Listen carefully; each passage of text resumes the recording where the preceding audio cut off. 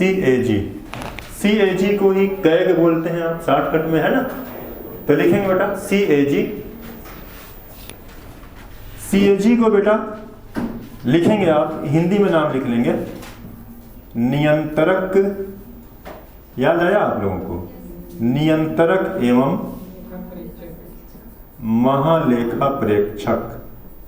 महालेखा प्रेक्षक, नियंत्रक एवं महालेखा प्रेक्षक, है ना। CAG नियंत्रक एवं महालेखा प्रेक्षक एक संवैधानिक पद है बेटा, है ना। देखेंगे आप इसका वर्णन है बेटा संविधान के अनुच्छेद 148 से 151 तक में। CAG का वर्णन है बाबू अनुच्छेद 148 से 151 तक में, ठीक है ना। आपसे पेपर के दिन पूछेगा अनुच्छेद 148 में किसके पद का प्रावधान किया गया है?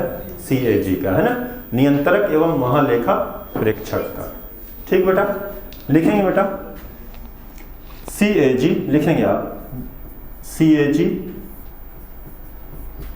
नियंत्रक का कार्य, नियंत्रक का कार्य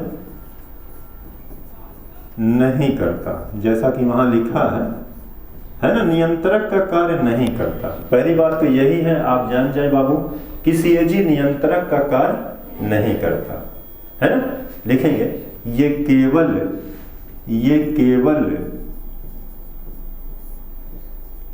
लेखा तैयार करता है। ये केवल क्या करता है बाबू? लेखा तैयार करता है।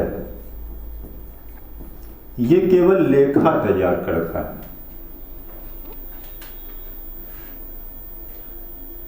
लिखेंगे संघ और राज्य के अधीन, संघ और राज्य के अधीन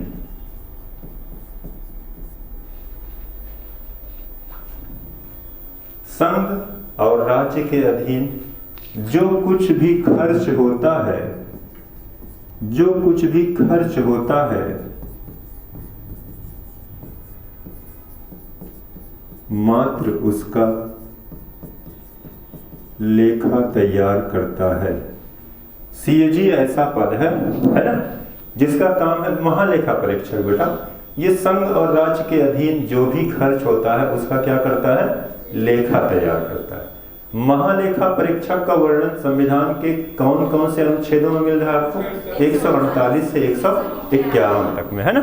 ठीक है बेटा, लिखेंगे आप हमने ये बता दिया कि उसके नाम में नियंत्रक एवं महालेखा परीक्षक लगा हुआ है, तो CAG कभी भी नियंत्रक का कार्य नहीं करता है ना। उसका काम मात्र क्या है? जो भी वित्तीय खर्चे होते हैं, जो भी धन खर्च होता है संघ का या राज्य का, क्या खर्च हुआ, कौन कितना लेकर गया, किसके फंड से कितना धन खर्च हुआ है, ये पूरा रिकॉर्ड तैयार करता है, लेखा तैयार करता है, पूरी एक लिस्ट बनाता है एक साल, है ना। ये जो लेखा है बेटा, आखिरी में ये पूरी जो लिस्ट बनाएगा ना, केंद्र में कितना खर्चा हुआ, राज्यों में कितना खर्चा हुआ, पूरी बनाई हुई फाइल केंद्र वाली राष्ट्रपति को दे देगा और राज्यों की फाइल राज्यपाल को दे देगा। ये इसका इतना काम है बेटा ना, कि इंडिया में कितना धन खर्च हो रहा है ना, कितना विभागों से कितना पैसा निकल रहा है, उसका पूरा लेखा तैयार करने के लिए हमारे यहाँ संवैधानिक पद बनाया गया। किसका बेटा? महालेखा परीक्षक का बनाया गया, है ना। तो इतना आपने बता दिया बेटा। आए थोड़ा आपको और परिचय कराएं। लिखेंगे बेटा 1935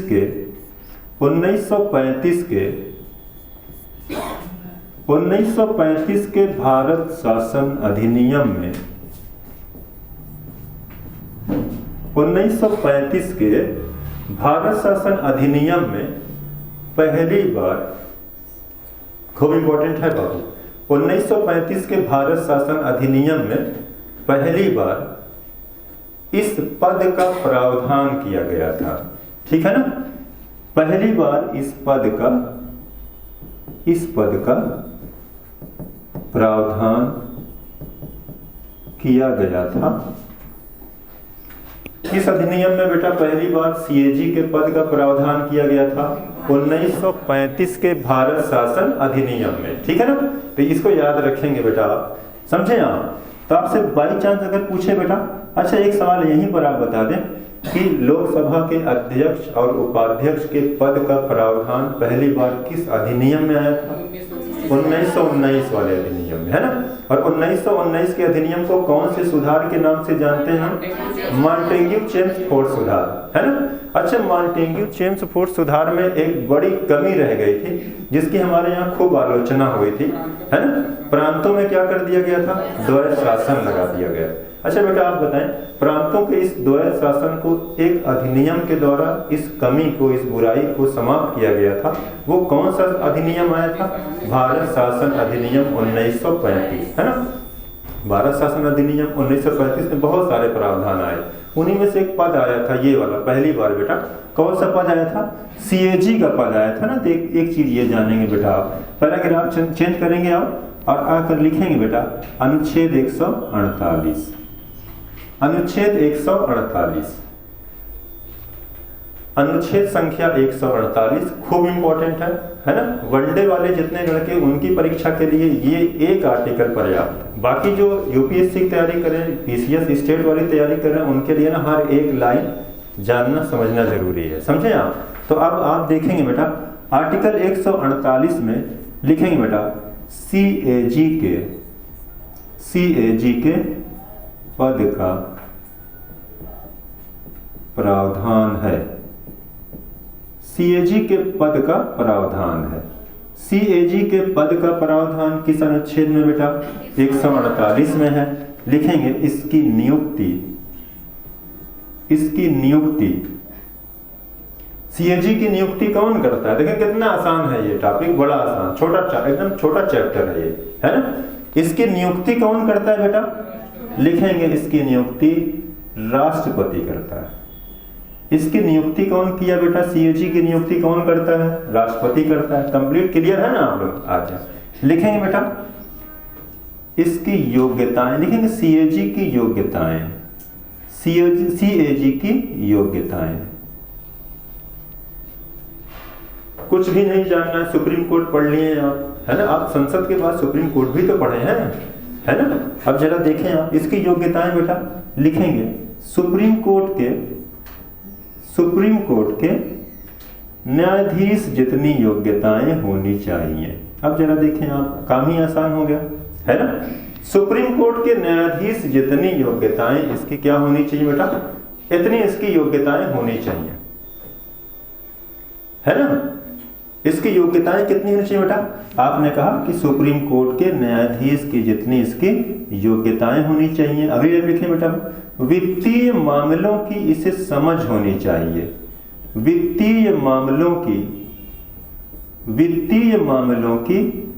समझ होनी चाहिए।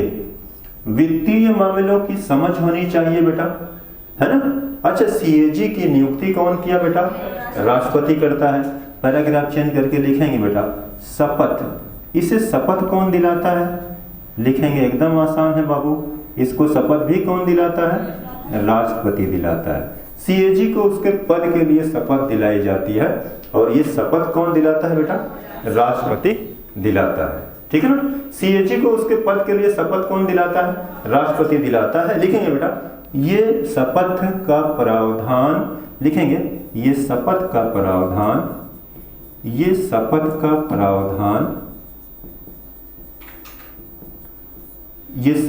प्रावधान तीसरी अनुसूची के अंतर्गत दिया गया है।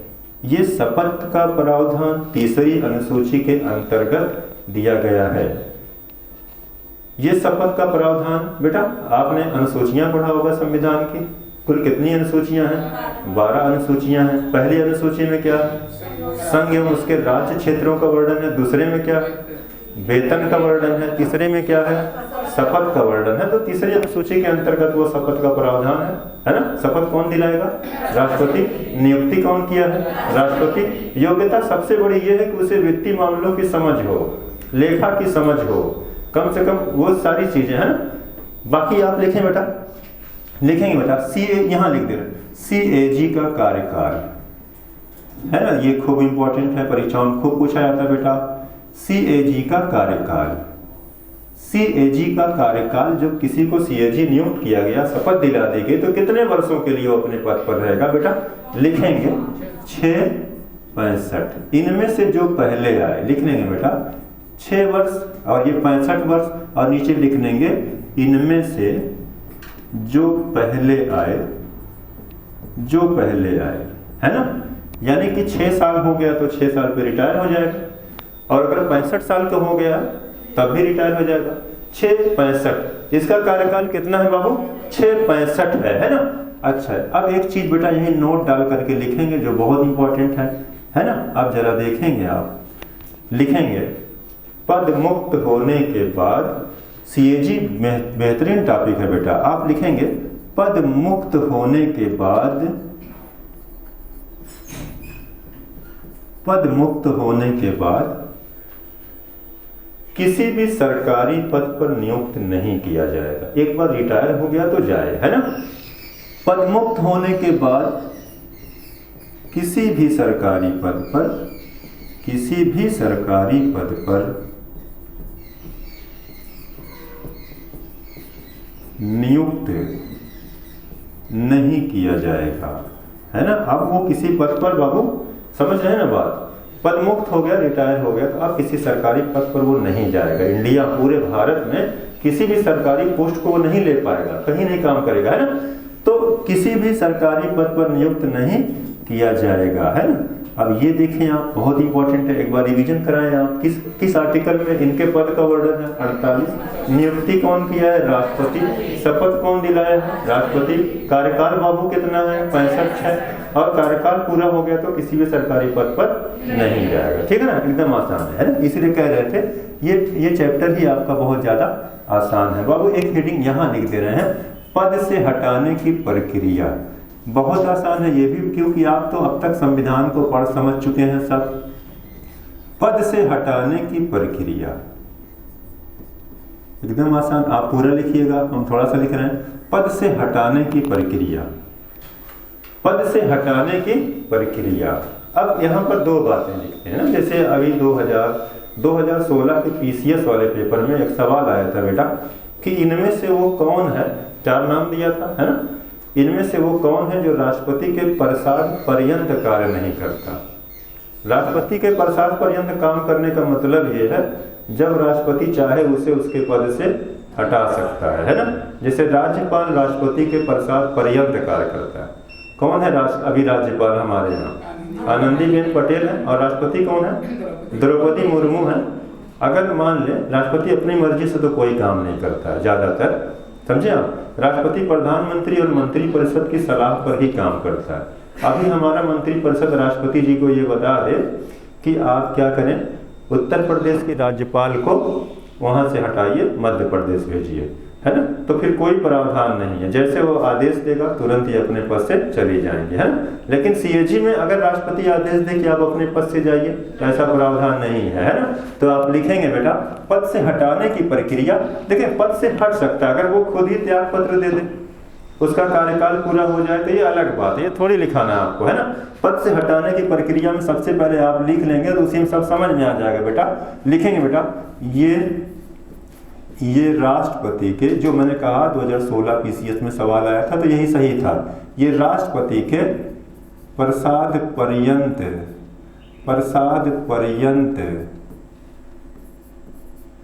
पद धारण नहीं करता, है ना? तो एक चीज जान, ये राष्ट्रपति के प्रसाद पर्यंत पद धारण नहीं करता। इसे हटाने के लिए देखें, अब वही पद से हटाने की प्रक्रिया है ना, तो इसे लिखना बेटा, इसे हटाने के लिए सुप्रीम कोर्ट के न्यायाधीश पर लगने वाली महाभियोग जैसी प्रक्रिया द्वारा, समझे आप? महाभियोग जैसी प्रक्रिया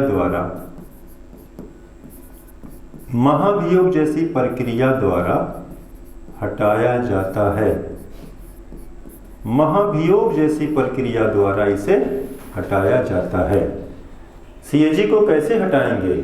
महाभियोग जैसी प्रक्रिया। अक्षर बाबू एक चीज बताएं, पीछे बाबू वो लड़का जो रुमाल लगा के बैठे, आप बताएं, आखिर लगाए रहे, कोई दिक्कत नहीं, लगाने के लिए थोड़ी मना की, लगाए, अच्छी चीज, कोई दिक्कत नहीं, बुराई नहीं। जरा बताइएगा, आखिर हम ये क्यों नहीं कह देते कि महाभियोग द्वारा हटाया जा सकता है? आगे घुमा के बात क्यों कर रहे हैं कि महाभियोग जैसी प्रक्रिया द्वारा हटाया जाएगा? बताएं बाबू। हम ये भी तो कह सकते हैं महाभियोग लग जाएगा, हट जाएगा सीएजी, हम ये नहीं कह सकते, क्योंकि महाभियोग शब्द, ये महाभियोग का लगाया जाना एक ही आदमी के लिए शब्द है। ये किसके लिए? राष्ट्रपति के लिए। बाकी जिस पर लग रहा है तो वैसी प्रक्रिया है वो, है ना, वो महाभियोग नहीं है। महाभियोग किस पर लगेगा इंडिया में? खाली राष्ट्रपति को, बाकी प्रक्रिया वही है। आप ये नहीं कहेंगे महाभियोग लग रहा है, समझा? महाभियोग जैसी प्रक्रिया द्वारा इसे हटाया जा सकता है। ये राष्ट्रपति के प्रसाद पर्यंत काम नहीं करेगा, यानी संसद के दोनों सदन प्रस्ताव पारित करें, राष्ट्रपति हस्ताक्षर करे तब हटेगा, है ना बेटा?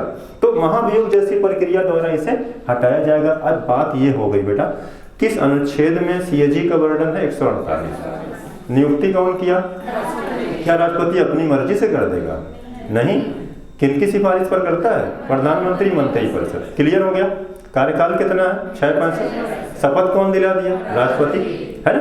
अच्छा, अब पद से हटाने की प्रक्रिया वो महाभियोग जैसी है, और यहाँ उदाहरण दिया गया है। किन पर महाभियोग जैसी है? सुप्रीम कोर्ट के न्यायाधीश पर महाभियोग जैसी प्रक्रिया यहाँ पर चल जाए, ठीक है ना बेटा? अब बेटा, अब एक चीज और आती है यहाँ, बड़ा जबरदस्त है, लिखेंगे बेटा, सीएजी का वेतन क्या पा रहा है ना, प्रतिलब्धि या वेतन, क्या सैलरी मिल रही इसको, सीएजी को? बहुत बड़ा काम कर रहा है भाई, बड़ी जिम्मेदारी वाला काम है। मेन देश को चलाने के लिए तो पैसे की जरूरत है, और उस पैसे का खर्चा कहाँ हो रहा है, पूरा हिसाब किताब रखने वाला कौन संवैधानिक पद है? सीएजी, ठीक है ना बेटा? कितना पैसा खर्चा हुआ, पैसा कहाँ से निकला, किसके खाते से निकला है, किस काम के लिए निकला है, सबका रिकॉर्ड तैयार करता है सीएजी। समझ में आई बात? एक लाइन में बता रहा हूँ, सीएजी क्या काम करता है? नियंत्रक एवं महालेखा परीक्षक क्या काम करता है? लेखा तैयार करता है, हिसाब किताब, ऑडिटिंग करता है ना बेटा? अच्छा बेटा, इसका वेतन कितना है? लिखेंगे, सुप्रीम कोर्ट के न्यायाधीश जितना वेतन इसे दिया जाता है, बस काम खत्म। सुप्रीम कोर्ट के जज जितना, ये मैंने नहीं कहा कि मुख्य न्यायाधीश के जितना, है ना? लिखेंगे आप, सुप्रीम कोर्ट के न्यायाधीश जितना इसे वेतन दिया जाता है। अब बाबू हम यहीं से पूछें आपसे कि वर्तमान में सुप्रीम कोर्ट के जो न्यायाधीश लोग हैं उनको वेतन कितना है? 2 लाख 2.5 लाख, है ना? लिखें बेटा, वर्तमान में, बेटा लिखेंगे आप कि वर्तमान में 2,50,000 इन्हें वेतन प्रति माह दिया जाता है। वर्तमान में सीएजी का वेतन कितना है बाबू? 2,50,000 रुपया इन्हें वर्तमान में वेतन, हम इधर आ जा रहे, ठीक है? दिखाई दे रहा ना बेटा? प्रति माह 2.5 लाख रुपया इन्हें वेतन दिया जाता है, ठीक है? अब जरा देखें बेटा, नीचे लिखेंगे, ये वेतन भारत की संचित निधि से दिया जाता है। अगर हम आपसे एक सवाल यही पूछें बेटा कि संचित निधि कहाँ संरक्षित रखी जाती है? संचित निधि क्या कोई नेता मंत्री अपने सिर पर थैला लेके पैसा घूमता है? नहीं, ये कहाँ जमा होती है? आरबीआई के पास, है ना? संचित निधि कहाँ रहती है भारत की? आरबीआई। ठीक बेटा, लिखें, वेतन कितना है सीएजी का आपने बता दिया, है ना? कार्यकाल कितना था, शपथ क्या है, त्याग पत्र क्या है, नियुक्ति क्या है, योग्यता क्या है, सब खत्म तो हो गया, अब बचा ही क्या है ना बेटा? पैराग्राफ चेंज करेंगे और बेटा यहाँ लिख देंगे हम लोग आर्टिकल 149, यहीं पर काम खत्म कर देंगे, ठीक है ना? आर्टिकल 149 और 149 लिखे हैं, उससे पहले कहीं जगह हो आपके, कहीं जगह हो थोड़ा मोड़ा, तो वही एक चीज़ और लिखने पहले, जैसे हम यहाँ जगह है ना, हम इसी में लिख देंगे, ठीक है ना? पहले इसको लिखना, फिर 149 पे चला जाएगा, ठीक है? लिखेंगे बेटा, भारत के पहले सीएजी, मोस्ट इंपॉर्टेंट है वनडे वालों के लिए, है ना? भारत के पहले सीएजी जो बनाए गए थे, कैग जो थे, भारत के पहले सीएजी थे के नरहरि राव, है ना? भारत के पहले सीएजी बनाए गए थे बेटा, कौन थे? नरहरि राव, है ना? भारत का पहला सीएजी कौन था? नरहरि राव। भारत के पहले महान्यायवादी कौन थे? महेंद्र चंद्र सीतलवाड़, है ना? भारत के पहले राष्ट्रपति कौन थे? राजेंद्र प्रसाद, है ना? भारत के पहले आप जितना पहले और अभी वर्तमान में, ये जुड़ा हुआ बहुत सवाल आते हैं बेटा, है ना। अच्छा, एक सवाल और आता है बेटा, पहले वाला जो फार्मूला कॉन्सेप्ट है ना, कि भारत का पहला मुख्य न्यायाधीश, कल पढ़े आप, हीरालाल जे कानिया थे। या तो आपसे बेटा ये पूछें कि भारत का पहला मुख्य निर्वाचन आयुक्त कौन बनाया गया था, ये बहुत इंपॉर्टेंट है। चुनाव का टाइम चल रहा है ना, नज़र बनाए रखिए आप। बिहार में 10वीं बार मुख्यमंत्री बनने जा रहे हैं, हो सकता है ना, कौन बन जाएंगे, नीतीश कुमार, है ना। बाकी नज़र बनाए रहे, जो भी परिवर्तन मंत्रालय में मंत्रिपरिषद में होगा उसको देखिएगा, खूब इंपॉर्टेंट है ना। बिहार जैसे दरोगा के लिए जाना हो, सिपाही वाले के लिए बेटा जाना हो, खूब ध्यान से देखें। बिहार में कितने जिले हैं, बिहार में कुल जिलों की संख्या कितनी है, 38 जिले हैं ना बिहार में भुला गए। अच्छा बेटा, अभी उत्तर प्रदेश में तो 75 जिले हैं हमारे यहाँ, है ना। अभी हाल ही में एक 76वां जिला घोषित किया गया था, सम्मान घोषित किया गया था, कहाँ, महाकुंभ को, है ना, प्रयागराज में। प्रयागराज की इन दो नदियों के संगम पर है, गंगा और यमुना, ठीक है ना, याद रखेंगे। और नदियों के किनारे वाला एक सवाल बहुत जबरदस्त है बेटा, खूब पूछता है ना। पटना किस नदी के किनारे है, गंगा के। और जौनपुर किस नदी के किनारे है, गोमती, है ना। आगरा किस नदी के किनारे है, यमुना। मथुरा किस नदी के किनारे है, यमुना। दिल्ली किस नदी के किनारे है ना। तो ये याद रखें, खूब आता है। जौनपुर वाला, लखनऊ वाला बहुत पूछता है, हम यूपी का जब पेपर देते हैं तो ये दो नदियां बहुत पूछा है। अच्छा, यहाँ आ जाए बेटा, वेतन इनको दे दिया गया। हाँ, यहाँ आप लिख रहे हैं ना, पहले सीएजी कौन बनाए गए थे, के नरहरि राव, वर्तमान में संजय मूर्ति हैं। वर्तमान में सीएजी हैं बेटा संजय मूर्ति। सीएजी का अगर बेटा हम आपसे पूछें एकदम अपनी भाषा, नॉर्मल भाषा, किताब को मत देखिए, हमको मत देखिए हम क्या लिखाए हैं, है ना। सीएजी क्या काम करता है, लेखा तैयार करता है। जो भी खर्चा होगा सब लेके लेगा, वो जिम्मेदारी है ना। आपके घर में भी तो खर्चा होता, कोई लिखता होगा, नहीं लिखेंगे तो घर के लोग बर्बादी कर देंगे, है ना, समझे आप। तो बेटा पहले सीएजी थे के नरहरि राव, वर्तमान में कौन है, संजय मिश्रा। यहाँ आर्टिकल 149 सीएजी के कार्य एवं शक्तियों का वर्णन है, सीएजी के कार्य एवं शक्तियों का वर्णन है ना। तो यही तो खत्म ही कर देंगे हम, सीएजी के कार्य एवं शक्तियों का वर्णन है, ठीक है बेटा। लिखेंगे बेटा क्या काम है, लिखेंगे संघ तथा राज्यों का लेखा तैयार करना इसका प्रमुख कार्य है। संघ का भी और केवल संघ का लेखा।